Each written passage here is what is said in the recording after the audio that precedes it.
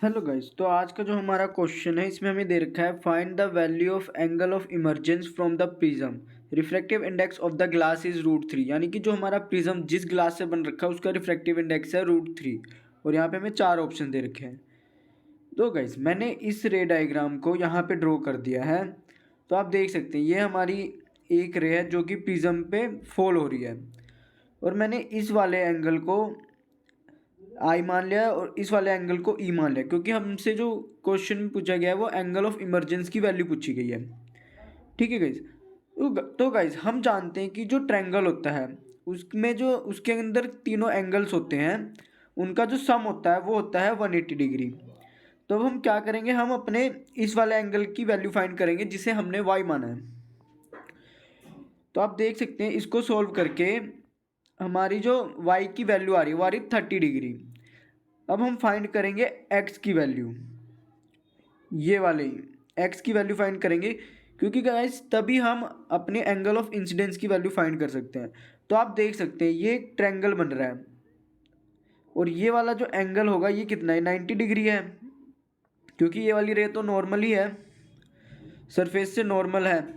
तो यानी कि ये वाला एंगल हमारा 90 डिग्री हो जाएगा। और अब हम जानते हैं कि जो ट्रायंगल होता है उसके अंदर जितने भी एंगल होते हैं तीनों, उनका जो सम होता है वो होता है 180 डिग्री। वो होता है 180 डिग्री। तो इसको भी सोल्व करने के बाद जो हमारा एक्स आ रहा है वो आ रहा है 60 डिग्री। अब हम फाइंड करेंगे एंगल ऑफ इंसिडेंस की वैल्यू। तो आप देख सकते हैं डायग्राम में कि ये वाली रे हमारी नॉर्मल है, तो ये इस वाली सरफेस से कितना एंगल बना रही है, 90 डिग्री। और इस 90 डिग्री में ही हमारा जो x का एंगल है और y का एंगल है, ये सॉरी y नहीं i का एंगल है, इनका सम हो रहा है। यानी कि जो हमारा x है और प्लस i है वो किसके इक्वल है, 90 डिग्री के इक्वल है, जो कि मैंने यहाँ लिख दिया है। तो हमें x की वैल्यू तो पता है जो कि हमने यहाँ निकाल ली थी, तो x की जगह रख दिया 60 डिग्री। तो यहाँ से जो हमारा एंगल ऑफ इंसिडेंस आ रहा है वो 30 डिग्री आ रहा है। अब हम क्या करेंगे, अब हम इस वाली सरफेस पे स्नेल लॉ को अप्लाई करेंगे। तो स्नेल लॉ हमारा ये होता है μ1 into sine i is equal to μ2 into sine are.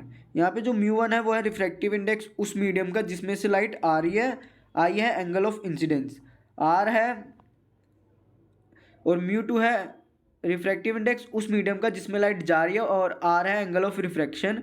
तो इस क्वेश्चन में जो हमें इमरजेंस की वैल्यू चाहिए तो आर की जगह हम रख देंगे ई। ठीक है, यहाँ पे हर जगह ई रख देना आप, क्योंकि हमें ई की वैल्यू चाहिए।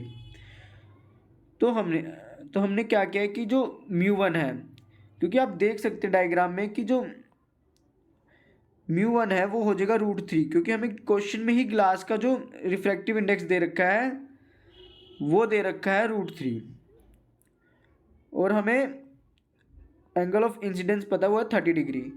तो मैंने आई की जगह 30 डिग्री रख दिया। μ2 तो हमारी लाइट रे है वो एयर में जा रही है, तो हम जानते हैं कि एयर का रिफ्रैक्टिव इंडेक्स हम कितना मानते हैं, 1 और इंटू साइन ई। अब इस पूरे को सॉल्व करने के बाद आप देख सकते हैं कि जो हमारी साइन ई की वैल्यू आ रही है वो आ रही है √3/2। तो हम जानते हैं कि साइन ई की वैल्यू √3 कब होगी, जब ई की जो वैल्यू होगी वो होगी 60 डिग्री। यानी कि जो हमारा एंगल ऑफ इमरजेंस है वो है 60 डिग्री। तो इस क्वेश्चन के लिए जो सही ऑप्शन होगा वो होगा ऑप्शन नंबर सेकंड। और गाइज अगर आपको कोई डाउट है तो कमेंट सेक्शन में पूछेगा। Thank you guys.